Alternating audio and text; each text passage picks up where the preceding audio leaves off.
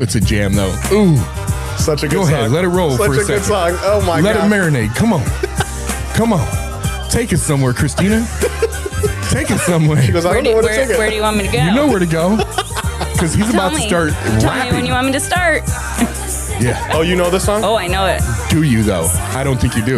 Is the groove slightly transformed? Just a bit of a break from the norm. Just a little something to break the monotony of all that hardcore dance that has gotten to be a little bit out of control. School to dance. But what about a groove that smooths and moves romance? Give me a soft little miss. And if it ain't broke, then don't try to fix it. Think of the summers of the past.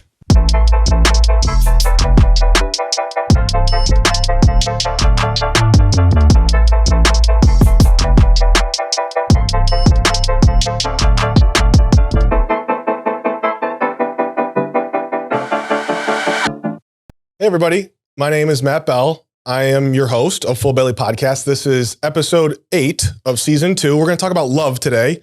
We got a little bit off in our recordings of the seasons. You guys wouldn't know that unless I just told you. So you do know now. But that doesn't really matter because it's all love. And we're going to talk about that today. We've got Juan with us, as we always do. Juan is our co-host, the president of our nonprofit division, and also the director of programming for Team Recovery's treatment agency. Welcome, my friend. Odole, brother. Always good to see you. Dude, I love you. I love you too. I get it. I see what you did there. It's funny because, you see the episode here and you don't realize that Juan and I have been together for 12 hours already today. So it's like, hey, welcome, Juan. But we've already really done a lot of work and a lot of love. A lot of love. A lot of love. And singing. We sang. Yeah. We might do a little bit of singing today too. Mm-hmm. Hopefully. Absolutely. Thanks for coming, man. And then I'd like to introduce our second guest as well, Christina Giamarco. Hello. Welcome. Thank you. Christina Giamarco is a licensed independent social worker for Nationwide Children's in Columbus, Ohio. And we're happy to have you here as our guest. Very excited to be here. Absolutely. I'm really looking forward to getting in and talking about love and specifically things around children and families. You know, that's a lot of stuff that we see on a daily basis in what we do. And just there's so much going on in our society today that we'll get into it a little bit later. But before we do that, I want to talk about really what our podcast is here to focus on. It's called Full Belly Podcast. And we're going to talk about what makes us full up here, what makes us full in our heart, and what we actually like to eat, because food is delicious and I love food. So, I want to start with the belly. I think that would be a good thing to start with. And I would like to start with our second guest, Christina. I would like to hear from you. Tell me what you love to eat, like your favorite food. Tell me what it is. Give me details. I want to know what kind, where you would get it from. If you could eat something 3 times a day, what would it be? So hands down, my favorite food is tacos. Okay. But if I had to get very specific, in Columbus, there's a place called Mi Tradicion. It's our favorite place. Ooh. Is that French? It is not. French tacos? It is not, but I would try them. Okay. Whoa. And I get the chimichangas. Okay. 2 of them, deep fried. You cannot go wrong with a deep fried taco. Chimichanga. 1 beef, 1 chicken. Okay. Nacho cheese sauce on top.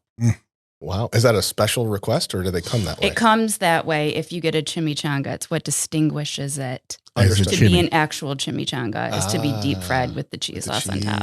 Okay. Okay. Refried beans, rice, little side of sour cream, the pico. Yeah. And, Gotta have pico. And a little lettuce. What about guac? Are you a guacamole kind of gal? Not anymore. I used to like guac and it kind of turned. Really? So I'm a double queso. What happened? Ooh. Okay. So she replaced the guac with extra queso. Correct. Can't say you're wrong. That sounds so good right now. So you would eat that. If you could eat that every single day, you would do that? I would 100% eat it every single Breakfast, day. lunch, and dinner? And not wake up in time for breakfast the following day. But then I'd have it for lunch and dinner again. That's amazing. I'm going to have to try. I know we ate together at one point in Columbus and we had tacos and I don't remember if that was the place. No, do you remember where we went? We went to Local Cantina. Okay. That's another great taco spot, I would say, in Columbus. But it's not as good as who? It's not as good as Mi Tradicion. Mi Tradicion. But when we went to Local Cantina, we got the Crunch Wheezies. Yes. Which were the taco with the guacamole and like bacon spread in between. Oh, man. The hard taco and the soft taco shell. Kind of like a crunch wrap. but special, more Crunch special. Wheezy. A Crunch Wheezy. So we don't have anything like that, I feel like, in Toledo. We've got a decent amount of taco places and like really good and some authentic and some more like contemporary and modern Mexican foods in the area. But I can't say that we've got nobody has a Crunch Wheezy. No. Nobody has a Crunch Wheezy. No, there's Juanito's taco truck that has tacos. Yeah. Street tacos. That's it. And they're good. Yeah. They're good, but They're man, not Wheezies. it's kind of sad that you got to drive 2.5 hours to get a really, really good, unique taco. Man. Yeah, I don't feel like I'm getting the full experience with tacos. We now. might Come have on to, down. we might have to make a road trip down to Columbus soon Come on and down. go to Mi Tradicion. Yes. Okay. Mi All right. Tradicion. All right. That's a good answer. I like that. Juan, we're going to go to you. What, tell me how you, what's your heart, man? Because you're one of the most heartfelt people that I know. How do you keep your heart pliable? How do you, man, we see some crazy stuff. We do, and it's a tough career working in either social work or in treatment of any kind. Mhm. How do you keep it, soft, man? How do you keep it open? How do you keep it pliable? Man, I think a big thing is for me allowing myself to experience what I'm feeling is important. Going through what we're going through, I think it's as people that are trying to provide care for other people that put their lives at risk a lot of times, and it's really unpredictable what could happen. It's important for me to have people that support me, that I can talk to people openly and honestly. But a big part of that is allowing myself to experience my emotions, not judging my emotions. And if I'm sad, allowing myself not just to know that I'm sad, but to actually emote. Mm-hmm. If I need to cry, cry. If I'm angry or upset to be able to express that appropriately with somebody that can hold that space for me. And another big way for me to keep my heart full is adventure. Adventure keeps me healthy. It keeps my heart healthy. If I'm going through a lot that's causing me to feel emotionally unstable, I'll typically go hiking, I'll go kayaking, I'll go swimming, whether it's winter, summer, I don't care. But it doesn't matter. You like to be in the water. I love being in the water all the time. And I'll find an immediate sense of relief from that. It just does something magical for me.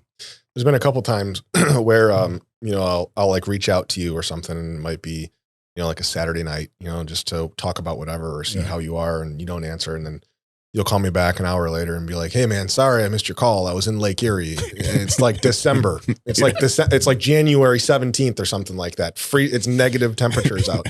And, I'm like, "Okay, cool, man. No worries." And then I have to like catch did you say you were in the lake just now? We're in Ohio. It's negative temperatures outside, but you do. That's what you like to adventure. It's practical for me. It's practical. It's a practical way for me to self-regulate, and self-soothe without being damaging, to myself or other people. It's really a practical resource for me that I found works. It keeps me healthy, especially in our what we do. Just serving people in general and trying to be there to walk beside people is it's important for me to be able to express authentically my care, my love, and I've had times where I've been numb or I felt like jaded, and it's been hard for me to feel not just to be effective at what we do, which is trying to inspire and motivate and encourage people,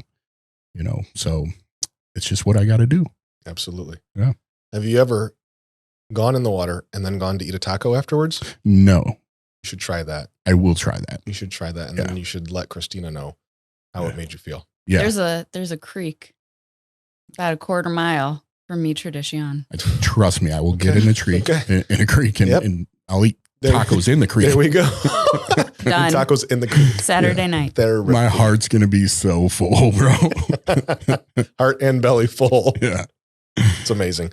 Well, I love that. We have Jillian is one of our clinical therapists here at Team Recovery, and she's all about nature too. There's something about that. And if that works for people, then it works for people, you know, and I think that's just being open-minded and being able to say, what works for me? I'm going to try something different that I haven't experienced before. There's something very healing about water. Yeah, absolutely. And there's a ton of things. That's just one of the primary things. But depending on where I am, like it could take any number of different routes. Being healthy is important to me. So I'm willing to do anything not to harm myself or harm other people. And when I'm doing that, I feel successful. That's the basis of success for me, is not being malicious to myself or others. So whatever I have to do to achieve that is what I'm going to do. I love it. I love it. I'll talk about the brain. Mm-hmm. There's one last piece here, and there's only one of us. So I'll talk about that. I just actually realized that I was going to have to answer that, and I didn't have time to prep, but neither did you all. You guys didn't have time to prep. So, how do I fill up my mind? I suppose. Well, it gets filled up typically the first thing every morning, right away, very quickly. But when it's not the typical day to day, I am always trying to continue to learn something. I love practicing. I love learning. I love getting better. I love progress. Mm-hmm. And being stagnant, I don't do being bored well. You know, I really like to constantly, I ask myself, like, when am I going to slow down? When am I going to stop working? When am I going to stop taking on more projects? And that is my normal. You know, a lot of people tell me you have to have this balance. And my balance is just a little bit different, I think. Mm-hmm. And that's my balance. That's what's okay for me. And me being busy and me having a lot on my plate gives me peace. So I constantly like to continue to challenge myself. And I think that it's important for me to realize that, and this has been something in recovery, really, that I had to acknowledge, and I will acknowledge it for the rest of my life, is that I know a fraction of everything that's out there. Yeah. I will always know a fraction of everything that's out there. Like, no matter how great things become, how long I stay sober, whatever, I still know a fraction. So there's a humility in that, but it's also good for me it's that there's a motivating factor in that as well, where it's like, I still constantly I've learned a lot from other people. Like, really, that's what it comes down to. I've learned so much from really good people about life, about business, about caring for people, about best practice in healthcare. I've just learned a lot from other people. Mm-hmm. I'm not the first person to do this, and I won't be the last. So surrounding myself with good people is really important for me. That's how I learn. You know, someone told me early on that if you're the smartest person in the room, you're in the wrong room. Mm. And I don't want to be the smartest person in the room. Yeah. I want to constantly surround myself. I want to go to school. I want to learn more. I want to find out more things and figure out how to keep growing and just changing on a daily basis. So you're a very curious dude. I'm curious. Yeah. Very, very curious. Yeah. That's great. You're constantly looking into things. Whenever you don't know something, I've noticed that you look into it immediately almost. Yeah. And you come back with facts and experience about those things. Yeah. You know, you won't be not armed too long without facts. Like, you immediately. I feel vulnerable that way. Yeah. If I don't have some real information, you know, it's kind of hard to speak from a place of confidence without facts or data to back it up. Mm-hmm.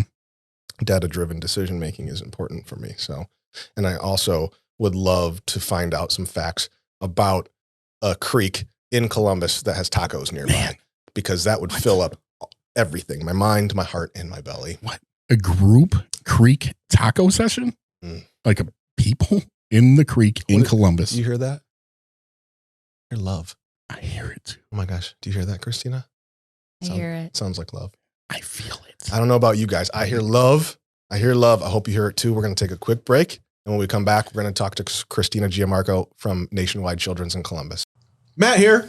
Hey guys, I'm Juan. And this episode is actually sponsored by the Friday Night Fire. We've got a quick clip for you guys to watch. So check it out, because it's really cool, bro.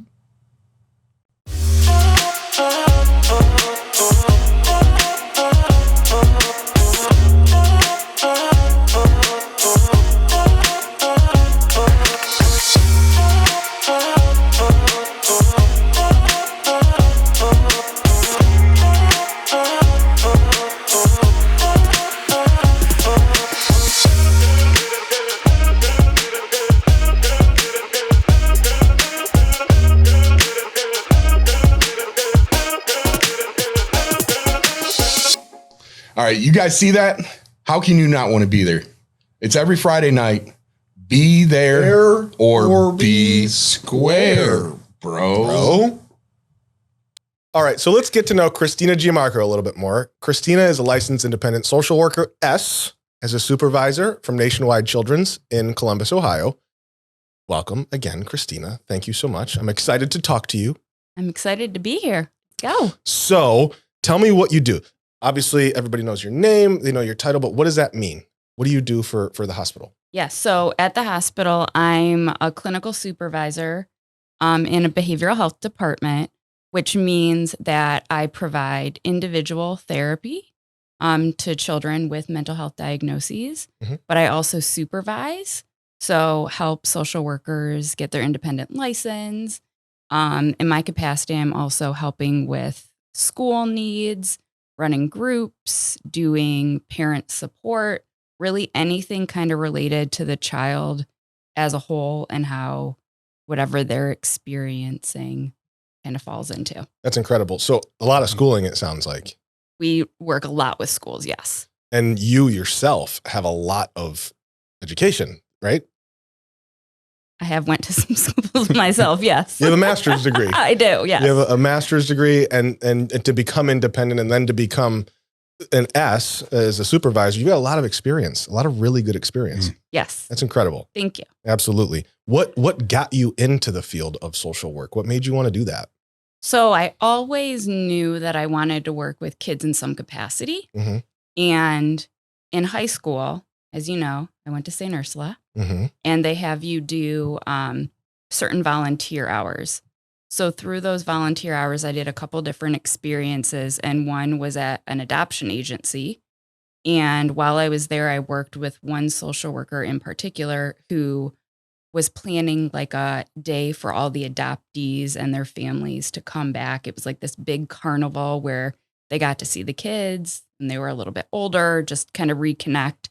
And so through that experience, I was like, wow, these kids started in, different places, broken families, people who chose that it wasn't right for them to have a child at that time. And I was like, this is it. You see and hear the stories, and then you get to watch the kids in real time, kind of see where they're at. And I was like, this is making a difference for me in this moment, and I want to do something like this for other people. And that was in high school when you school. You made that decision that was the career path you wanted to pursue, or something along those lines of helping other people. Correct. That's an incredible thing. I think that it's great.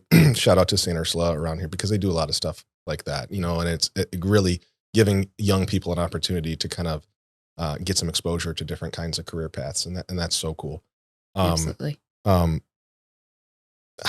So we talk about love today. That's sort of our topic, and family and step 8, brotherly love, which is the principle behind step 8. But how often, mental health is obviously a very, very serious issue in our world today. And thank God that there's people out there like you and like Juan and just trying to help, and it affects the individual who might be struggling. It affects the family. How hard is that?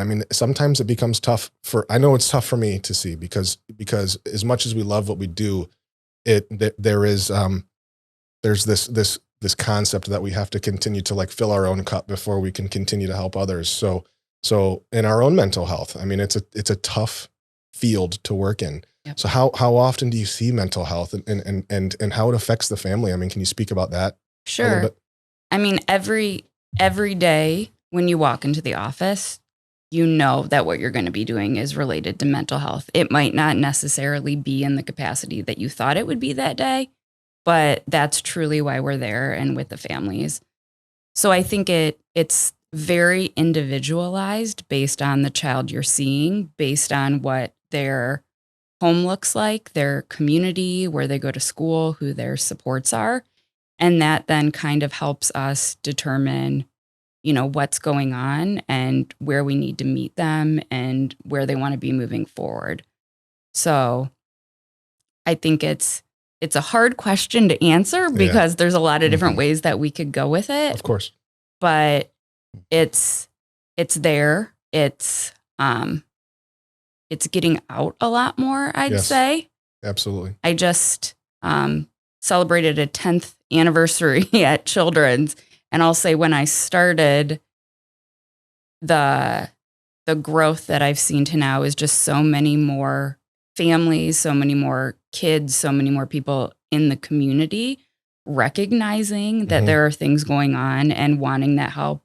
And most of the time being pretty open to getting it and learning about it.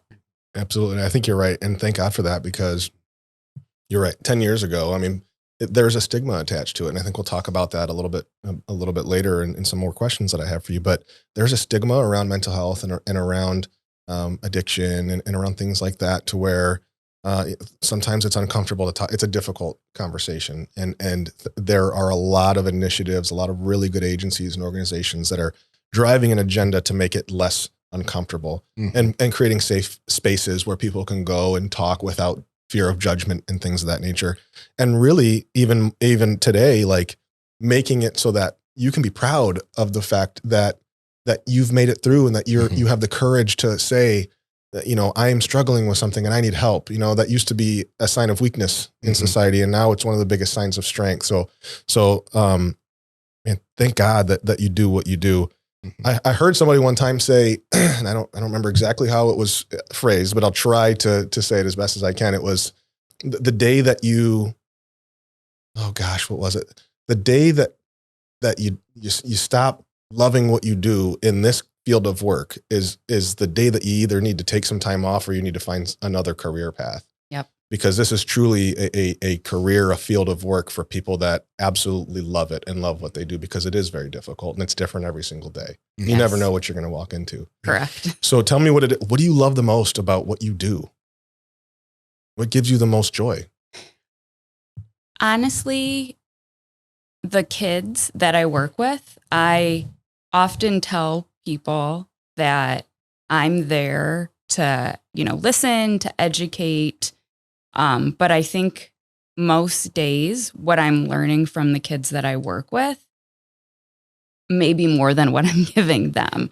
I think just children in general have so much to give. They have so much to offer. There's so much insight. And when you offer a platform for them to be able to say those feelings and thoughts in a place that's just comfortable, in a place where they feel respected and where they feel heard and they can be their natural selves, you get so much more than you may realize. Wow, man, that's incredible. So rewarding for you as well. Like you every said, day.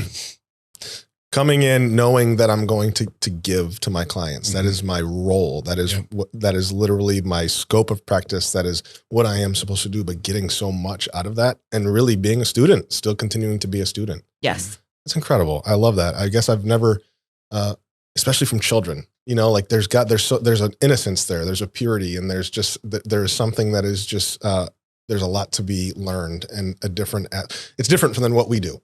Absolutely. We work with adults. Right. And so it's a different viewpoint, but there's a similarity as well. Do you want to kind of?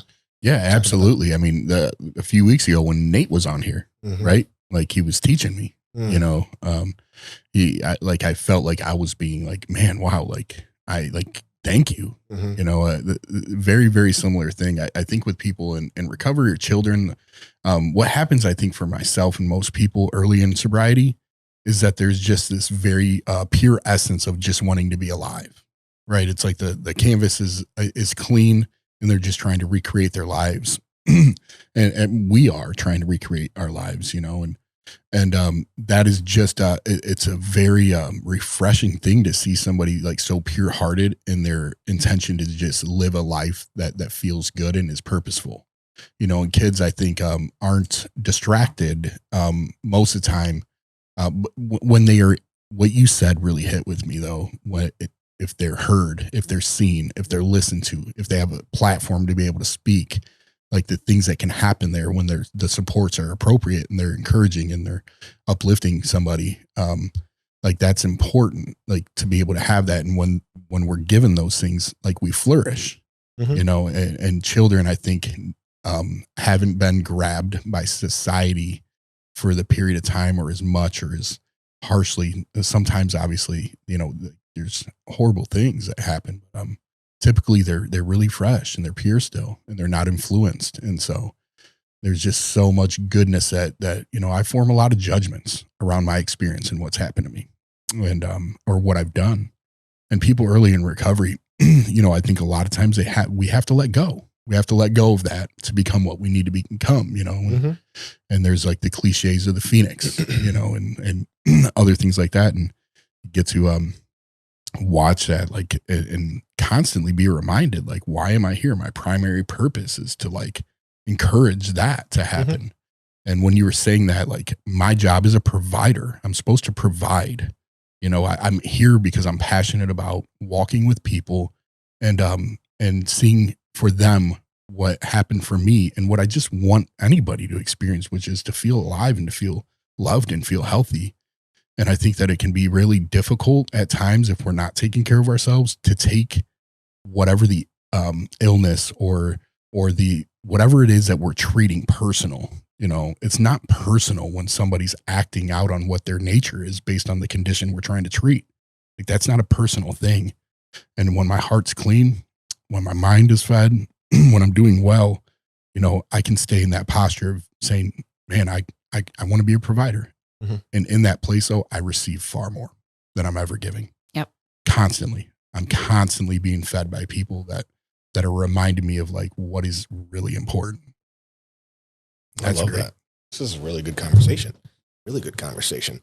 And you know, going into that a little bit more with you, Christina, your sister, who is my wife, thank God that there is a social worker in the family. You know, I love you, Monica. I love you to death. God bless Monica. But seriously, thank God that there is a social worker in your family. Tell me what you thought when you found out that Monica was dating me, knowing my history, knowing my past. Because at that time you'd already been practicing, you had a degree, you were probably the most non-judgmental person in the family. So I want to just preface it with that. And I think it's appropriate too, Matt. Wonderful family. Because family. We have you here, though, like, you know, there might be some people that don't understand their past a little bit or what that is that are watching. You that know are watching today. Yeah. Yeah, absolutely. So just, again, grew up and really good upbringing and, you know, great education, great schools, great families. And really, it started with the loss of my father when I was in high school. And that was a traumatic event for me. And I didn't realize that at the time. And I didn't process it at the time. And it really changed a lot of the ways I developed my own unhealthy relationships with people and things, and a lot of skewed mindsets and viewpoints on people and on the world, really. And it developed me to have my own mental health issues, which turned into addiction. And it was co-occurring, you know, and I always wanted to try to stop one, but not work on the other, or work on this one and not stop using substances. And it was a vicious cycle for me, you know, and from somebody that came from great family, great upbringing, great schools, hung out with the St. Ursula girls, went to, you know, St. Francis, college educated, could have gone pro playing baseball, to someone that was homeless, someone that was homeless and alone and afraid and just in a position in life that I never would have ever imagined growing up. It was the stuff that I watched on movies that said that it will never be me. There's no way that can ever happen to me. Right. You know, and then I meet Monica.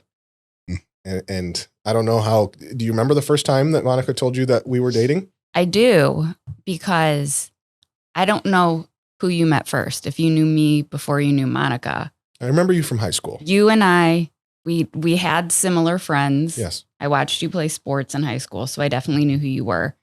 And Monica called me. I remember exactly. It was January 26, 2017. Oh, wow. 2017. And she called and she said, I need you to know I'm dating Matt Bell and we need to talk about, you know, what you think about this. And my first response back was, he unfriended me on Facebook, Monica. I did? Yeah. I unfriended you? You unfriended me on Facebook. So Monica goes, ooh, that was actually me because I didn't want you to know we were spending time together. So she got into your Facebook and unfriended me. Oh, Whoa. Okay. I'm just now finding this out. She never told me that. Well, she did tell me that. Oh my gosh. I can't wait to talk to her tonight. Oh.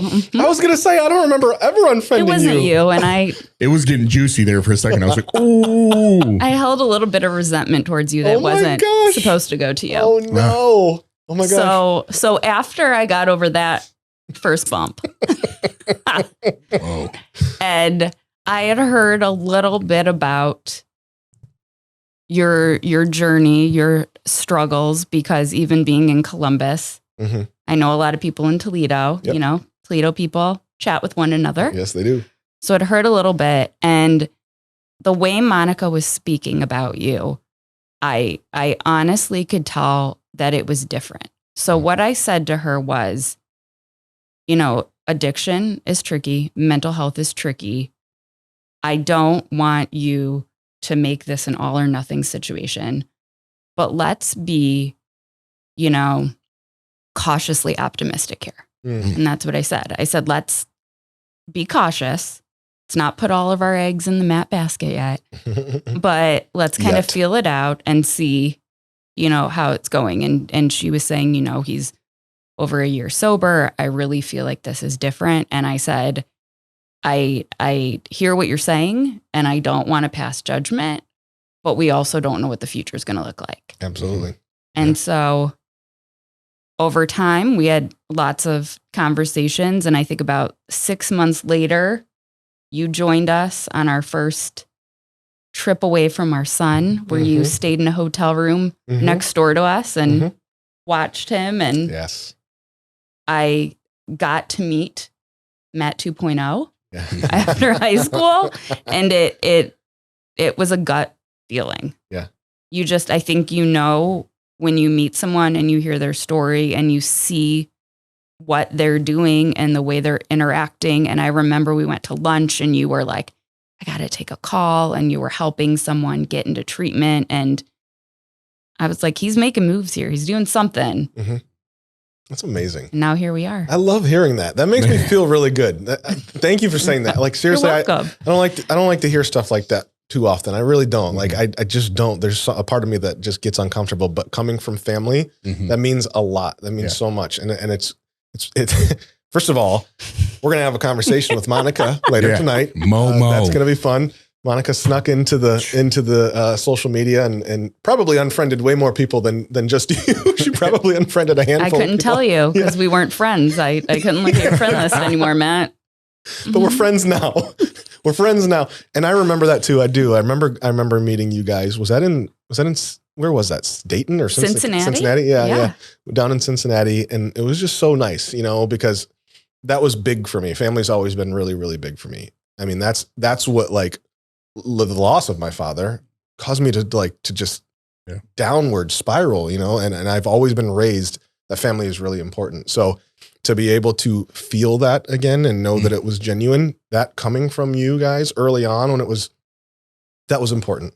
That was really, really important. So I don't know if I've ever really told you how much that helped me. It helped me a lot to be able to know that, and to just be able to say, we're going to watch your son. Mhm. We're going to watch Hudson for overnight. I mean, are you kidding me? That was such a joy. I'll never forget that.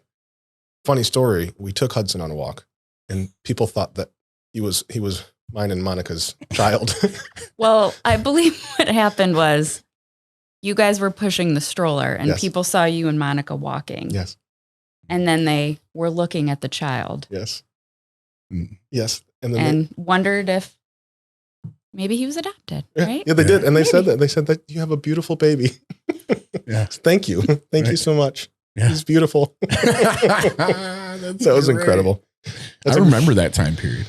Yeah, man. That was, like she said, you said January of 17. That's when Monica called me. I remember because I was still on maternity leave. I had just had my son. I was like up all hours of the night, and she called me, and it was kind of late. Mhm.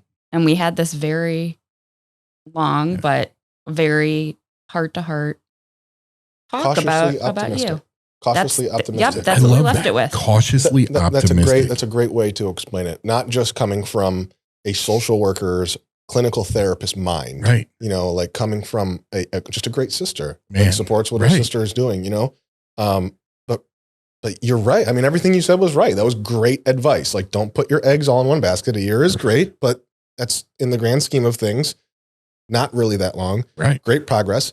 Continue to support, but be careful. That is Like, really sound just advice. be careful. That's as sound as it can get, really. Truly. Yeah, that was So October 15th, 2015 is when I got clean and sober. Yep. So that would have been 12, 13, 15 months afterwards. At that when she point, first called you. And at that point in time, though, because we had a lot of relatability going on, remember, within our relationships, kind of, you know, and what's interesting, though, is hearing you say, like, you know, he was making moves, because as his friend, I got to see the moves he was making, how important it was for him to be somebody that would like be of value to like your sister. You know, I remember having the conversations with you about like us both saying, you know, like it's important. I want to do the right thing because I want their respect. You know what I mean? And for me to like be with a good woman, I got to be a great man. You know, and you trying to figure out how that looked for you. You know, and those are hard things, right? You gotta like it's somebody's daughter. You know, like Monica is, you know, and like that's your sister. You know, and but I remember how important and intentional you were. And like throughout the years, how you've treated the relationship and you know, and the family, you know, it's really important. Those are important things. Family is very important to you, Matt, and it's very clear. You know, as your friend, it's I think that's something that me and you have been able to talk about at different times where it's like, yeah, that's important. Yeah, it is. So, and that's why we're here. We're talking about family. We're talking about love. How often do you see it? I mean, obviously you're treating an individual for the most part on a day-to-day basis, but how much of what we do, and I think I know what your answer is going to be, but how much does mental health affect the whole family? So when a family comes to us because a child isn't driving themselves to the appointment, right? Sure. When a family comes and says, my child has anxiety, has depression, has autism, has suicidal ideation, you know, whatever they're there for, we will tell the family, this is going to be a journey that we're taking together. You can't drop your child off and expect to pick them up and for things to be different. Because in a therapy session, in a room, in 60 minutes in a week, you can learn, right? You can have the tactics, you can have the interventions and strategies. But if you don't take those things that you're learning and bring them into the home or into the community or into the school or into the daycare or wherever they're going to go, you're not going to see that change across systems. Mental health doesn't just happen in the four walls in the therapy room. That's actually probably one of the places where it's a little bit easier because you're in this safe little bubble with all the tools to be able to talk. It's really having a family or caregivers or whoever that support system is that's willing to come to the sessions, that's willing to talk to the therapist, that's willing to call when there's a problem, you know, the other 167 hours during the week, right?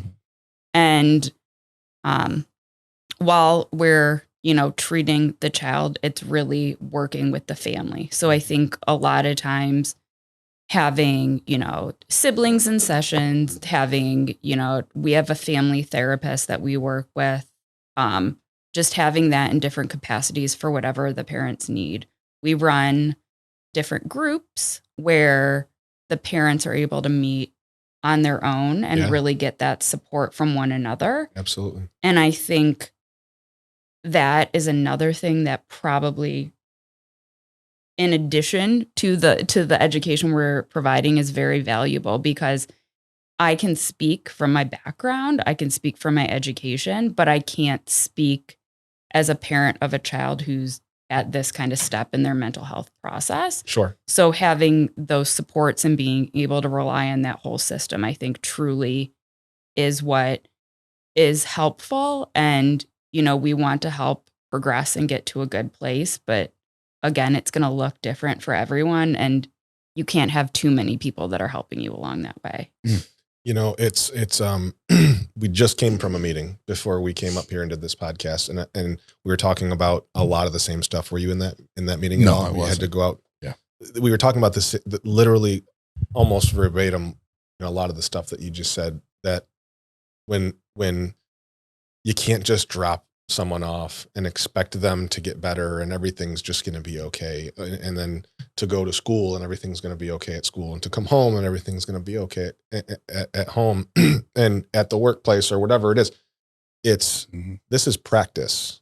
You know, at least I'll speak for myself. I'll speak for myself because I'm not a clinician, but I had to practice the things that I was doing to overcome my diagnosis. I had to practice how to stay sober. I had to do it. I still have to do it. I have to practice. I have to work. It doesn't come by osmosis. So I have to continue to do things, every single day. And part of that is, you know, there's all this stuff we're talking about, stigma and shame, like that has to go away. That has to go away to say, you know what, this is here. I'm not going to let this define who I am. I'm not going to let it define my past. I can work on this. There is a solution. It can get better, and it's not going to be easy, but it will be worth it. Yeah. You know? And so I think that's just very applicable to what we were doing earlier today. You know, we saw some families that were struggling. This affects families, mental health. It affects the family. How often do you see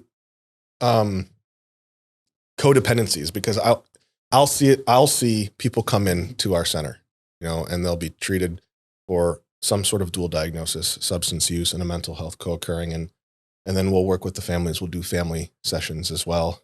And sometimes we'll see that the family members also need their own help often. And the focus is on maybe the loved one who's struggling the most, but there's a lot of help that needs to be given, and education, like you said, and therapies, and sometimes medication. I mean, there's a lot of stuff that we see, and sometimes these families are broken and they don't even know it. Yeah. A lot of pain. You see that? So I do see families that are experiencing a lot of pain. And again, I go back to this individual component of what does that parent, what does that caregiver, what does that sibling need? So it may be a piece of psychoeducation of explaining, what is this diagnosis? What does treatment look like? What can we expect? What do we need from you? It could be, again, going back to like a group format where the parents are learning from their children, where they're learning from the therapists, and where they're learning from other parents. Or it may be that the parents themselves need supports of their own. Because when we're working with a child, we really want to make sure that that child knows that we're there for them. And when you start overlapping and doing some of that with parents, it can get a little bit mucky. You might lose the trust of the kids. Mm-hmm. And so at some points we may need to ask the parents, you know, would you like some parent training? Would you like referrals to a family therapist? So I think there's a lot of options, and really just educating them on what is out there and knowing what they're comfortable with and where they want to go to next can then kind of lead us to working through that pain in whatever capacity it may look like, or however they're ready to do it. A lot of different ways. And I think that every family is going to be a little bit different. Absolutely. Some fantastic recommendations there. You know, I was looking at Nationwide Kids on Instagram. It's all one word, Nationwide Kids, with no spaces.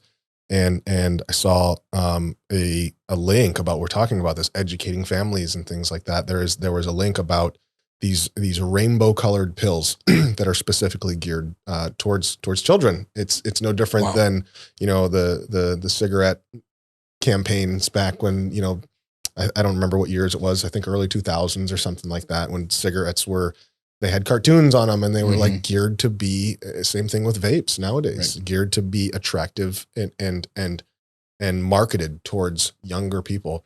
And it's sad that it really is getting to that place. I don't think that parents even know that pills are out there nowadays that are fake pills, and they're actually fentanyl, if I'm remembering correctly. And really good link. I would recommend following Nationwide Kids on Instagram. But your shirt, I want to talk about your shirt too, On Our Sleeves campaign. Can you tell us about that? I would love to. So the On Our Sleeves campaign started actually in 2018 for World Mental Health Day. So that's in October. I believe it's October 10th. And so we're about to reach our 4th anniversary. And it really was launching educational resources to people to learn about mental health.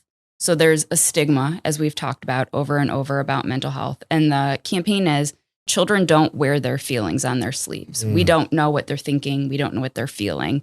So being able to really get this information out. So a couple of statistics I'll throw out. Okay. 1 in 5 children are living with a mental health disorder. And that might be diagnosed or undiagnosed. Wow. And then 50% of lifetime mental health disorders are present before the age of 14. Wow. We Wow. also, I think it's really important to mention suicide and suicide statistics for children as well. Suicide's the second leading cause of death among young people right now. Wow. So we want to make sure that people are being open, that they're being honest, that they know that they're not alone. Yeah. And so you can go to onoursleeves.org.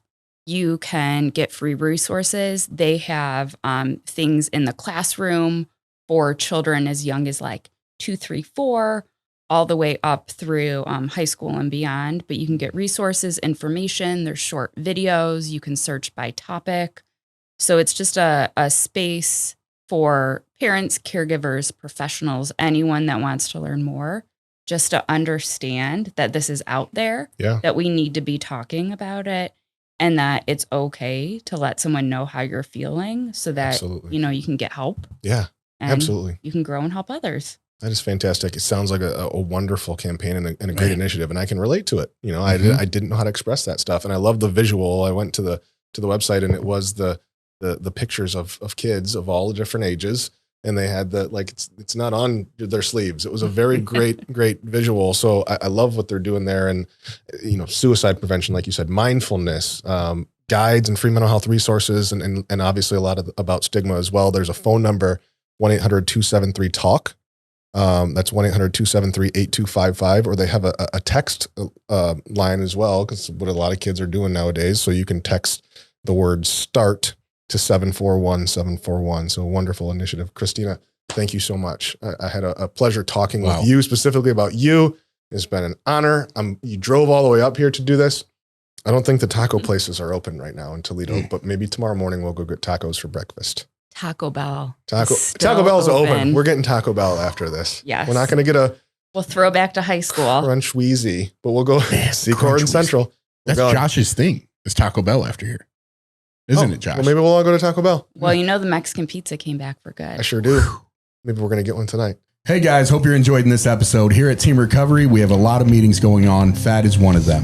FAD stands for Families After Addiction or Death. We've got it every Thursday night here at 7 o'clock at the Team Recovery office. Check out this little blurb we've put together about FAD meetings.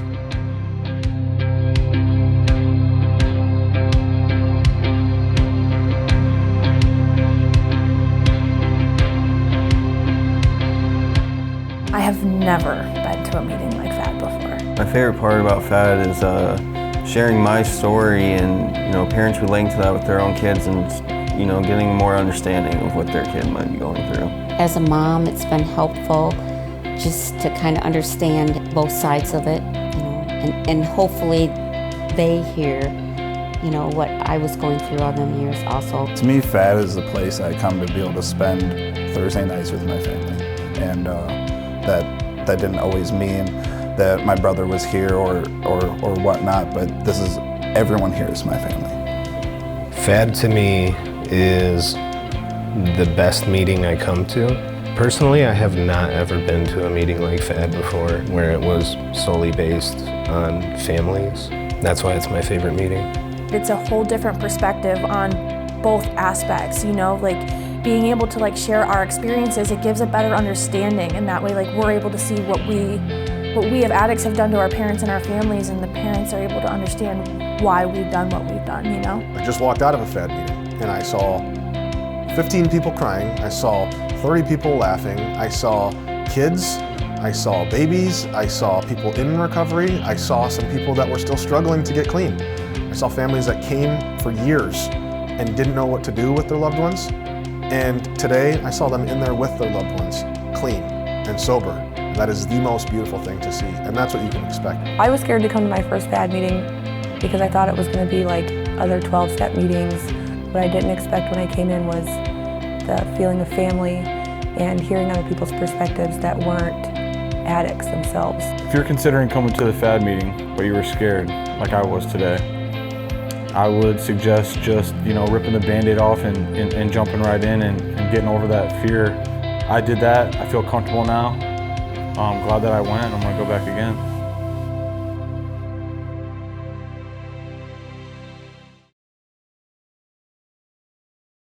All right, so we're going to change things up a little bit. We're going to go talk with Juan. All right. We don't get to do this very often. We don't. We always have at least 3 guests on when we're doing the show together. And these are long episodes. We get into really like the 2.5, 3 hour time length of these episodes. So it's nice to be able to have a conversation with each other now. Yeah. Because we don't get to do that It is. very often. I know. Tell me how long you've been clean and sober, Juan. Tell our watchers, tell our viewers and our listeners how long you've been clean and sober. Okay. Well, a little over 6.5 years. I got sober on February 18th of 2016. February 16th of 2016 is the first time I went to FAD. I got sober as a result of going to a FAD meeting and asking you guys at Team Recovery to help me. Can you tell us about that a little bit? So I know we just watched a FAD commercial, but tell us about your mom being there. You know, your mom she didn't know what to do. No. After years and years, and your mom says, we're going to a meeting. So you come to a Team Recovery family support group meeting, which is what FAD is. Mm-hmm. Tell us about that day. Yeah, well, it actually was a little bit, I have to like kind of correct what just happened there. But I asked my mother because she had been coming. That was my mom's third meeting going to FAD, fourth meeting going to FAD, third meeting.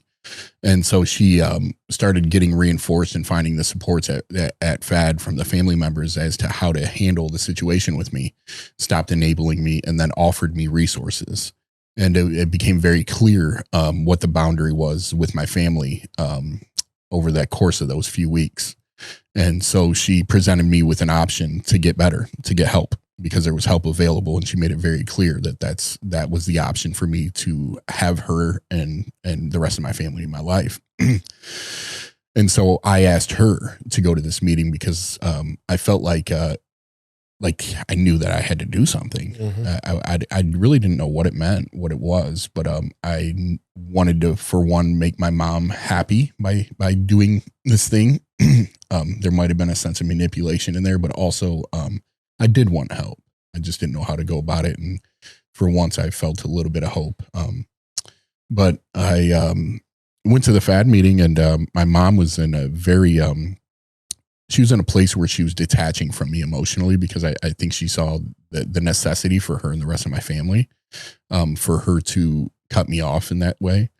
And so there was a sternness and a quietness, but also a very visible and palpable sense of emotion going on there, where she was grieving, I think, and preparing herself because I hadn't shown any willingness or even curiosity to really get better.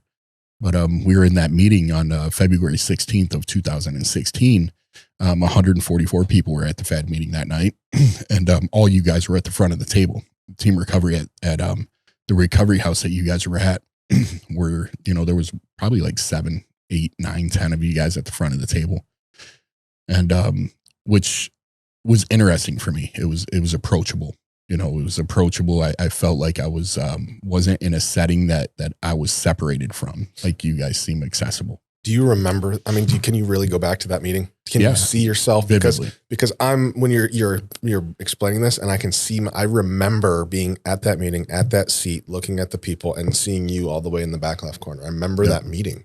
It was yesterday. Yeah. You're there right now. Your mind is there. Yeah, no, it's vivid. It's that was I had a moment. There was a moment that happened for me, so that I'll never be able to forget. Not just what I saw, but what I felt. The experience of that was surreal, and it was one of, if not the most impactful single moment I've ever had in my life. And it was the family members. It was a very heavy meeting. There was a lot of grief early on at FAD for quite a bit, but that meeting in particular, there was family members expressing their grief around multiple children passing away, their hardships and their struggles with their kids that were actively using, people in recovery as well, but primarily a lot of grief around their kids passing, or family members or loved ones. And I remember there was a moment after some family members had spoke, and I was feeling what was happening. I was being impacted by their testimony. And I remember crying at the relatability to myself the possibility of me being dead and passing away and overdosing, and what the causes of that would be. And I remember being hunched over or having my elbows on my knees and leaning down and looking at the floor tiles at the time, the carpet tiles, and crying a little bit. But I remember there was a moment for me where I looked over at my mother, and she was sitting in that chair with her legs crossed and her arms crossed. And she was, here like this with her leaned back a little with her purse on her arm. She wouldn't leave her purse on the ground. She wouldn't anywhere, And I remember looking at her though, and she was crying. But it was this moment in particular changed my life. I looked at her and she wasn't crying in the sense where she was weeping. I can remember like the tear coming out of her eye and like it falling, like she didn't wipe it and it coming down her chin. And I remember in my head, what I thought happened there was that my mother was burying me in her mind and was struggling with that reality that she was going to share about me in this meeting. And that's what became real to me. And what else? The other thing that came real to me was that she was going to say that to my son. And that my son was going to go through all the grief that I was hearing about. And it was a very impactful moment where I had everything I needed right there, and the biggest thing that I needed was this uniqueness around my experience, and it being hard was no longer an excuse, because I was hearing it. And the thing that happened in my head and heart was, who am I to run from pain? And after being in that room, and I remember feeling like it's time. And that's when I raised my hand and I stood up and asked for help, and you guys helped me.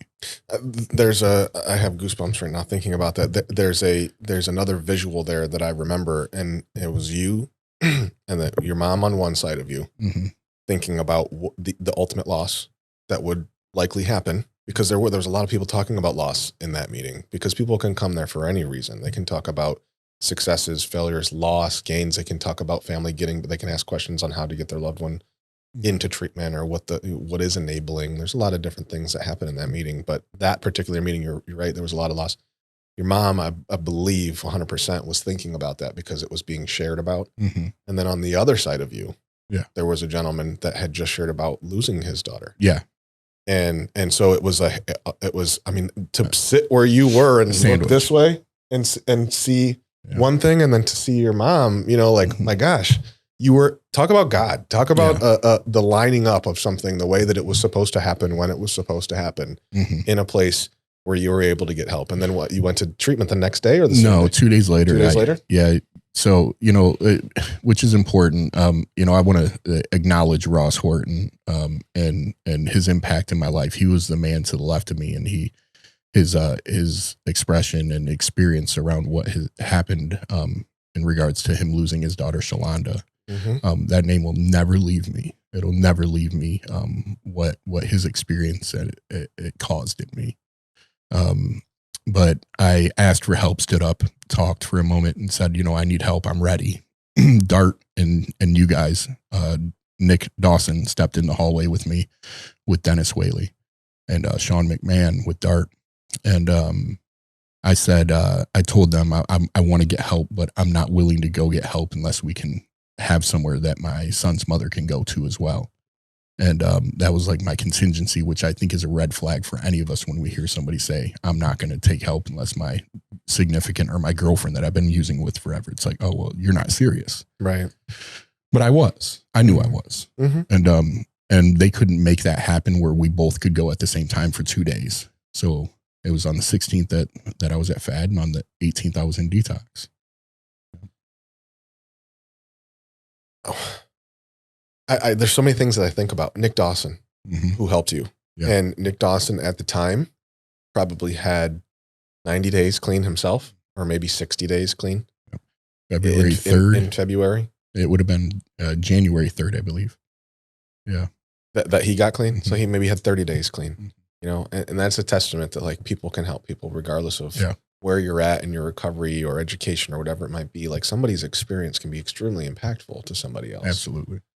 And that's what an incredible story. So early on in you know, you got in and you dove right into team recovery. You started, I mean, you were there the minute you got out of detox, you were with us. You started getting active. I mean, you got really, really active in terms of service and giving back and really just keeping your mind moving in like a positive direction without idle time. You know, because a lot of times, how much do we have to do early on in recovery? Right. We haven't been working for a long time. It's, you know, it's how much do we really have to do that is positive stuff. So,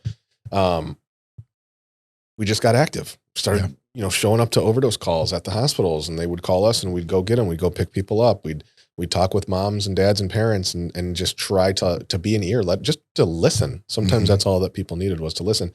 And then we started to go speak at schools. And I remember going and speaking at a few schools with you. Yeah. It was a really impressive thing to watch. Tell me about that. Just the experience of being able to say, hey, I know where you guys are at. Our society today, is a very, very, I believe, sometimes difficult place for children to grow up. Absolutely. It's a very impressionable world where it's constantly saying, you got to look this way, or you got to have these clothes, or you got to listen to this music. You got to do these substances. This is the cool thing to do. Right. And I think that substances are like, not just socially acceptable. I think that a lot of times they're like expected. Yep. They're expected and celebrated in our society today. So seeing you be able to give your history and your story and talk about that, like, what did that do for you, being able to talk to students? Oh man, it was everything. I had thinking about you, Christina, and what happened when you had that moment where you were like, I want to do this with my life. I had that moment when I was a kid at 4 years old where I was like, I want to help people, you know? And then when I got older, I moved towards that space, but societal norms and some of the biological expectations of family members, like, it's really hard to make a living for yourself volunteering, but that's what I felt like I wanted to do. That's what I was passionate about, but I didn't want to disappoint my family. And I didn't have anywhere to access that, you know, after I gave that dream up when I was going into high school. And you and Team Recovery and everybody involved with Team Recovery was the first time that I had access to be able to serve and to volunteer and to do what I felt like my heart was here and what I'm born for, what I was placed on this earth for. And so when I first had those opportunities to go to schools, like, talk about the simple joy of living and feeling purposeful and useful without a demand or an expectation for anything to come. It was my first time to be able to say, hey, you know, this is my experience, and to know that my experience is not unique. And so I can, that, hey, this is who I am, and who you are is me too. And that process was, I'd say that my favorite part, there was a couple things that I can't say a favorite part because the whole thing, I can't separate it. It was important, but I used to enjoy watching you because I've learned from you a lot over the years. And so I was always watching you and saying, I can improve in ways. I wasn't the smartest guy in the room, and that was inspiring to me. And I enjoyed that. I felt very fortunate to be with somebody that I looked up to and admired so much that filled my heart a lot. But also, after the fact, when we got to speak with kids that would come up to us after we got done talking, you know, they'd come up to us and they would talk to us and say, my mom, my dad, or my uncle, you know, they need help. How can we help them? And we helped some family members as a result of speaking at schools. You took the words out of my mouth, and I'm glad. I'm so, like, sometimes I think listeners or viewers think that this is scripted because it just fits so well together. And I promise you that this was not intentional. But you said exactly what I wanted to not to hear, so that I could bring up. I was going to bring it up anyway. I remember watching you. I remember knowing, because not everybody, it's hard to go speak in front of a school. It's hard to go speak in front of 1,000 students. It's not like the easiest thing to do. No, you know, like kids are scary. Some kids can be scary sometimes, you know, and it's different. We can speak so eloquently and confidently about, like, you give me a room full of people in recovery, I can speak that language. Yeah. You give me a room full of medical professionals or licensed therapists, I can speak about treatment. I believe I can speak about that. Sometimes going and speaking in front of students, I just know what I was like in high school. Right. You know, so it can be different. It's a different audience. It's a different message. And not everybody can do it. Just because you're good at one thing doesn't mean that, but you did it. And we gave you a shot. It was like, Juan has a great heart and he's really good with his words. Let's see what he can do with students. And you went up there and you did amazing. It was so cool to watch. I just remember sitting back and just watching you do this thing. And then afterwards, so many kids came up to you. And, you know, the presentation might've been 45 minutes to an hour, but we were at that school for 3 hours. Yeah. We were at that school for 3 hours because they came up and they wanted to just tell you thank you, because they came up and they wanted to say, hey, I'm struggling. And maybe it wasn't the same things that you talked about. It might've been, you know, I'm smoking cigarettes, you know, I'm smoking cigarettes and you said something today that made me realize that that's just a poor choice and it can lead to other things, you know, or like you said, my mom or dad's struggling. What do I do to help them? Yeah. I mean, talk about everything that we've been talking about here, the family dynamic. It was awesome. It was awesome. And just in that presentation, just one presentation, even though you did many, one presentation, how many people healed because of that? You know, like there's no way to measure that. And that's such a beautiful thing. Such a beautiful thing. We talk to students, we talk to schools.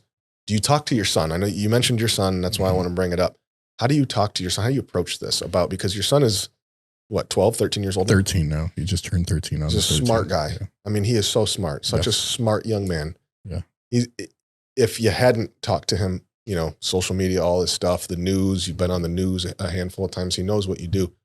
They're going to ask questions. You know, my son knows some of those things too. And I broach it to him in certain ways that I feel are appropriate for his age and kind of like correlate it in different ways. But how do you approach that with G? Like, how do you let him know about your decisions? Yeah. Not that he doesn't remember everything, but like to explain how and why and turn that into a positive message of what he can do to move forward.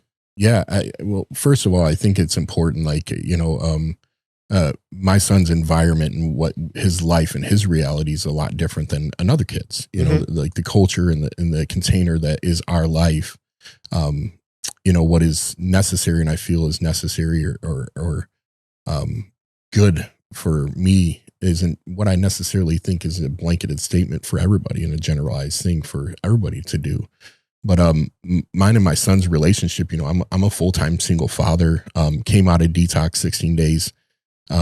After 16 days and went back to trying to figure out being a parent. You know, I wasn't in that, the environment that allowed me to be able to focus solely on me. Thankfully, my mother, you know, provided me with a lot of grace and a lot of support to be able to do that. But I also every night went back home to my son, and many times during the day I was involved there. And I couldn't hide my recovery process or else I wouldn't have got better. You know, so my son had to see what it's like. And he was exposed to that. And that meant that I had to do my best to try to make sense of this, which is what we do. But for a child as well, my son has inherited the process and the gift that recovery offers us, which is a ton of insight and wisdom, compassion and empathy. And for me to arm myself, and then I also had to arm my son with these lessons and these principles. How to deal with people coming in and out of our lives. You know, I'm required. I believe I treat my addiction and alcoholism by serving people and helping people and giving back and sponsoring and working. And so that means that there's been times where my son's seen that and then seen somebody leave. You know, there's been times where my son's been in the car with me when I'm dropping somebody off, you know, and my son he's a superhero. He's my superhero, you know.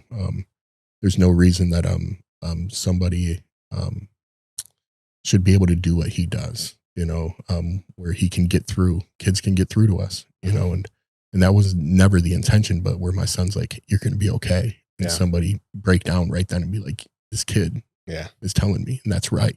Yeah. You know, but now at this point, and as well, I think it's important, you know, for me to also mention, you know, along the way, like I'm in recovery and I've been sober and I've maintained sobriety through that period of time, but my son's mother has not, you know, and it's been very difficult for her. And so it's been a difficult process there. And so I've had to help my son understand and not personalize her life and her choices and her decisions, and help him with some of the tools that Al-Anon offers family members, and Alateen and Nar-Anon and all these things to help him understand what it means, where it's like, you know, I didn't cause it. you know, and I can't change it. And for him to learn how to wrap his little heart and mind around that to the best of his ability. And so that means that I also have tried to relate addiction to him as a child, whether it's through the phone or through a video game or through obsessive thinking now as he's gotten older, and for him to understand, like when he's on having obsessive thought patterns, and to say, you know what that's like? Well, that's where this kind of comes from, you know? And for him to be like, oh, okay. Yeah, I can understand that. And so he doesn't, I feel like me and my son have as healthy of a relationship as any parent could have. Yeah. And with a child, you know, and so, you know, I'm honest with my son. He demands it. He understands it. I don't want to gaslight him and pull him away from his intuition and his gut and his ability to discern by me not being truthful to him. I feel like that's a big problem that I had, which is, you know, having issues in my family or in my surroundings, and somebody saying that's not really going on, when I'm like, but it is. And then to be like, am I crazy or am I wrong? You know, so I think it's important for me to confirm my son's intuitions, but also to empower him by giving, I want to protect my son, but not shelter him. I'm going to protect my son, but I'm not going to shelter him. He can handle it. And he's a smart young man. Yeah. He's so smart. Brilliant. He's been through a lot and he's learned so much. And I think that you being that way and open and honest with him has helped him. I mean, what he's learned, he knows more at 13 than a lot of adults that I know. Right. I mean, and he knows how to vocalize his emotions too. It's one of the things that I've seen with him. I've seen him come and be on this podcast. I've seen him come to meetings and share. Yeah. You know, just as I didn't expect him to share, but he'll put his hand up. I'm like, yeah, he's going to share. And then he shares amazing stuff that the whole, like, I mean, it's like mic drop type of stuff where the whole meeting's like, oh my goodness, you know, I love you, G. I love you. If you're watching this, I love you so much. And Such a good kid. You know, there was periods of time too, where my son, I took G to therapy 3 days a week at different points, you know, like that's what was required, you know, for him to stay healthy. And I realized I impeded and I got in the way as a parent for him to be able to heal therapeutically and to be able to, like, you know, I remember specific periods of time, you know, 2 months where I'm driving to Adrian 3 days a week because, like, we found a therapist finally that was registering and getting through to him, you know, and I had to take a step back and say, okay, then help me, therapist, help me be a better father, help me be a healthier parent here, you know, where I'm enabling my son or I'm not doing a good job in helping and assisting him to get through his issue. You know, I had to take a back seat. To the therapist's direction and suggestion, you know, and I'm thankful, you know, for all the support from my friends, my family, and from the community and the resources that are out there, you know, people that are giving their time and their attention and their love and their passion to making sure that kids are taken care of, because I couldn't have done it on my own. I can't do it on my own still. Thank God for all of those resources. You named a lot. And that, you know, that tail end of what you were saying there of therapists and resources and communities and groups and Al-Anon and Alateen and therapists, man, and hospitals and Nationwide Kids and On Our Sleeves, you know, like there's so much out there. There's so much out there. And we're talking about love, and there is a lot of love out there. And you know, we all do different things, but like you said, there's some pain out there, and we're all just trying to lessen that a little bit. So it takes a village. I've heard people say that quite a bit. I want to get into, I mean, you know, we're talking about a lot of love here. Yeah. But I think that we can get a little bit competitive too. I think that we can still love each other and try to up the ante a little bit here. How are you going to cheat me, bro? I'm not going to cheat you. I'm not going to cheat you. In fact, I've never done that ever, especially on the show. I've never cheated you. And I will never cheat you, but I'm going to pick a random artist, completely random. He's going to cheat me. I'm going to scroll through my Apple Music. I'm going to pick an artist. We're going to play a few songs. And what we're going to do is whoever can name the artist first, or not the artist, I'm sorry, the song title. Name that tune. Name that tune. Come on. She knows how to do this. No. Well, you know how to do this too. You know how to name a song. Name a tune. Yeah, but I feel like you're an expert in all things. Name anything. So this is what you have to do. You have to smack the table. You have to smack the table, and the imaginary buzzer. Smack the table. I'll turn the music off. Tell me the title. If you get the title right, And it can be close. You know, if you're like one letter off or like it's not pluralized or something like that, it still counts. I'm nervous. If you get it wrong, you lose a point. So at the end of, you know, however many songs we play, we're just going to figure out who the winner is, and then the winner is going to get a prize. Okay. Okay. Somebody's Is this all of us or just me and her? It's you two. It's you two. Yeah. All right, come on. Come on. Let's do it. Picking the artist real quick here. Should I tell you guys who the artist is, or should I just start playing songs? Make it a little tough. I need everything. I don't think we need an artist. No artist. Okay. Okay. All right, we ready to go? I'm going to play the first song. Yeah. Ready? Yeah. Jaden, look, it's only a couple. Just the two of us. It's my son's song. No. No. No. Oh my gosh. She didn't get it. Nope. That's a loss. I know. You took an L. I'm going to keep going. All right. And I'm going to also continue the rule. You only get 5 seconds of listening. Okay. To get the right answer. More records left on the album, man. Like, what you think I should put on now? I don't know. No? I'll give Can you I recover? I'll give you a recovery. Wild Wild West. Yes. Oh man. How do you know that that's the wild? They didn't even play the song. Because he asked Jaden, and I thought just the two of us because come on, man. Jaden. People heard that. I mean, I got some hot records. I got the rain. But then I got Jaden tells me he wants Wild Wild West. That is so crazy. I could have never told you that's Wild Wild West. Okay. Never. I'm going to go into another song. Never. Ready? Yes, cheater. Men in Black. What? It wasn't even a note. It was a noise. What was that? It was a noise. It was a horn. Josh. What? Oh, now you can hear the little Martian There's sounds. no It's an way. alien. It's an alien. There's no way the cosmos worked It goes and gave me an opponent that is a Will Smith aficionado. There's no way. That was a random pick on my part. I'll tell you what. I just happened to pick somebody that Christina knows a lot about. Story of my You life. got really, Story of really my life, lucky. Christina. Story of my life. How did she know that song? It made a noise. It goes, Right. It sounded like a goes, whale. Men in Black. Okay, you ready? What? You might Yeah. know this one. Okay. He goes, okay. Miami. Oh my God. I had it. Did you know it all? Not that quick. That was literally 2 notes. That was so fast. Oh my gosh, this is impressive to watch. Okay, here The we go. moment that you hear the music, you can hit because you know all the music. And then you can just be like, I have I'm gonna let it. talents. You ready? Clearly. We're going into the next one. I don't know if I know this one. Millennium. Well, 2K. What? 2K Millennium. No. Oh. Ooh.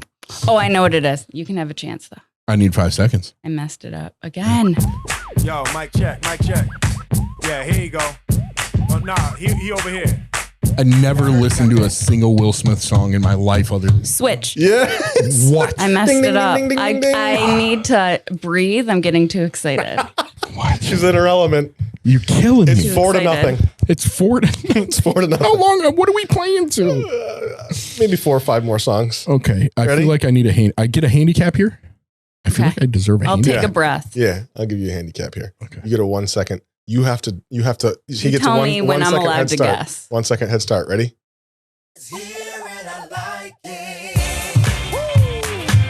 I don't know that song. This one's Millennium Will 2K. Yes. We'll give you a 5 second head start, bro. You got a 5 second head start. Okay. All right. Here's the next one. Ready? Yep. Getting jiggy with it. I got that one. I feel like she was one just I'll get. letting you Yeah, get it. She did. She I did. didn't know can that see. one. I don't know any of the words to that Never one. heard that one Never before, heard ever. that song. Oh, Okay. man. Next one. Here we go. Now, Dad, this is very sensitive. On 3. 1, 2, 3. Just the two of us.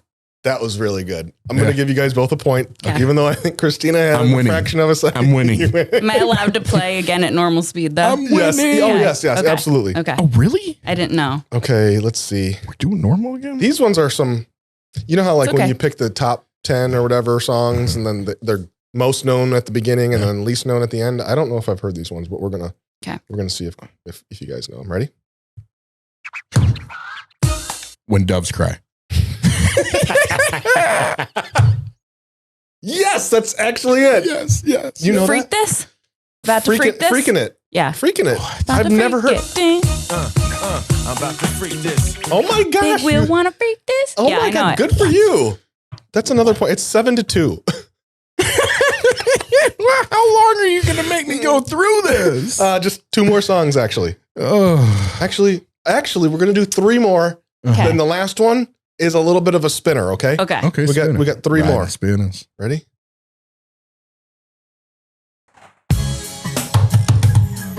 Just cruising? Oh my gosh. This is insane. I What? knew you loved Will Smith, but the fact that you know I've these gotten a titles. couple wrong. I've missed a couple though. But you knew them, and I knew you them got when them I had a right. little more And time. you got them Didn't right. really miss because you didn't give him enough time. You heard a noise. Right. It goes. He's just cruising. Oh my gosh, this is extremely impressive. Yeah. How can I be mad? Okay, all right. Let's see if you know this one. Party starter? I've never heard that. This sounded like I'm something the on party Aladdin. starter. Look at this. Yep. Have you heard this song ever? No. That's Will Smith. I would have Party never known. starter. You could have offered me $10 million and I wouldn't have guessed that. I could never I'm have guessed dead. that. I don't know if I've ever heard that. All right. This is over. This is the trick. This Okay. is the trick one, okay? Uh-huh. So let's see what you guys got. Summertime, but it's Jazzy Jeff And and the Fresh Prince. the Fresh Prince, not Will Smith. It's a jam though. Ooh. Such a good Go song. ahead. Let it roll Such for a a good second. song. Oh my Let god. it marinate. Come on. Come on. Take it somewhere, Christina. Take it somewhere. She goes, I don't know where to take it. where do you want me to go? You know where to go. Because he's Tell about me. to start Tell rapping. me when you want me to start. Yeah. Oh, you know this song? Oh, I know it. Do you though? I don't think you do. Is the groove slightly transformed? Just a bit of a break from the norm. Just a little something to break the monotony of all that hardcore dance that has gotten to be a little bit out of control. School to dance, bored about a groove that smooths and moves romance. Give me a soft little miss, and if it ain't broke, then don't try to fix it. Think of the summers of the past. No, Will. It's so good. Will. Are you kidding me? She got 10 points, dude. You got 2. and one I gave to you. Yeah, well, yeah, actually. You guys all know he cheated. We all know. We know. How did I cheat? How? I don't want to talk about this right now. You know what? You need some love in your life. I do. You need some cold water. You need to go submerge in cold water and eat a taco. I do. I need to eat a taco. But before we do that, I need to award the winner. I need to award the winner. With the pair of shoes? No. Oh. What? Huh? The pair of shoes. With the pair of shoes. I left the the pair of pair of shoes that you got me. I left the 10 and a half pair of white Vans. Yeah. For me eating a paper towel. Yes. I ate it because you said, I'll give you something. And so I have them in the office downstairs. You do? Yeah. And what size are they, Matt? 10 and a half. You're a liar. They are the size of an infant's palm. They're small, very small. They're size 6. So Juan said that I owed him white Vans for losing a bet on the last podcast or the second to last podcast. No, I didn't. You didn't lose a bet. You bet did me. something. You did something, and you said I'd have to buy I you ate a paper towel. And you said that I would have to buy you a pair of white Vans. Yes. I bought you a pair of white Vans. They just happen to be for children. That's what he does. Yeah. They'll probably You fit should've- one you of my should've been children clear. if they're They're size. No, I 6? shouldn't have been clear. You should have loved They might them. actually fit. This is They about might love. fit perfectly. You want I'll the give van? them to you. I'll This, give them to you. this is I'll about take 'em. love. This episode. This is about love. So, Yeah. so let me reward the winner here. Let's show some love to the winner. I really do want to show some love. Christina, will you reach over to the chair next to you? Yeah. Yes. There are 2 pieces of clothing there that I would like to pass out. The very first one is, I think, actually that one. Let me see this one here. This one? Yeah, this one here. Exclusive. Thank you. See which one this is. Doing here. What are we doing? This is yours. That's I this is love yours. it. That's yours. I've been asking for some gear. Absolutely. Look at that. Nobody has that, So Christina. nice little Team Recovery quarter zip. I want to thank you seriously for coming up, not only for winning, for coming and spending time with us. Thank you. I don't know about you, but I should be in bed by now. Absolutely. And it's a lot. You drove up here, you came on, you got outside of yourself. You did great on a podcast. So you shared good. a lot of really good information that I mean, at the end of the day, we're doing this so that people can find information and hear something that is positive and ultimately help people. I have no doubt that somebody watching this is going to learn something from what you said. So yeah, it means a lot that you were here, and I had a good time doing this with you. Thank you. I had a great time. Yeah. Do you want to hold up that hoodie? Because Josh, who's behind the scenes of everything that we do, actually just celebrated a birthday. What? As well. Yes, Josh had a birthday. So Josh, for those that don't get to see who Josh is all the time, come on, we Josh. gave him a shout out on our Facebook page for the website. But Josh Coven from TMV Studios and the Millennial View does amazing work with all of our marketing and a lot of our advertising. The best. He celebrated a birthday, and we got him a nice little hoodie too. Here, Josh, come here. Let me see that. Let me see that, Christina. Come here, Josh. Put it on me. Okay. Put it on me. Put the camera on me, Josh. Come on over here, dude. What? Are you kidding me? Look at that. This is Josh Coven, guys. Yeah. This is the guy behind the scenes, and he really is the best. Constantly looking at ways to redirect our the podcast and everything else that we're doing on screen, and really directing us. And he's the best. He is the best. Happy birthday, brother. Thanks. The Millennial View. Check him out. He's the reason. I mean, really, he really is the reason behind all this. And I know that we I mean, this whole studio, we don't know how to do this. No. This isn't what we do. We set you everything called up, and you were like, I want to do a podcast. And he said, well, magically on the other end of the phone. I'm the best person in Toledo for it. Yeah. You called the right person. So crazy. It is. It's funny how everything works out, but it did work out. We had a great time tonight. I think that episode 8 was great. We talked about love. We talked about a lot of good resources. We talked about kids. We talked about parents. We talked about family. We talked about brotherly love, healing, all that stuff. Yeah. It's a part of what we deal with mental health and addiction every day in our world. And I'm just very grateful to know that there's a lot of good people out there, a lot of great places doing really good things to help people. So if you're watching this, please share it, like, subscribe to our YouTube channel, follow us on Instagram, like our Facebook page. Please tell somebody about this, pass this information on. It's very, very simple to do that. Only takes a fraction of a second. If you have anything that you want to ask questions about, if you have concerns, if you want to know what to do for your loved one, information about our FAD meetings, our FIRE meetings, or how to get your loved one into treatment, 844-561-LIFE. You can call us. We'll call you back as soon as we get the message. If we don't talk to you right that very moment, that is what we do. We have an outreach team available 24/7, and we're waiting to hear from you. It gets better. There's hope out there. Thank you guys so much for watching, and we look forward to seeing you next time. Have a good night.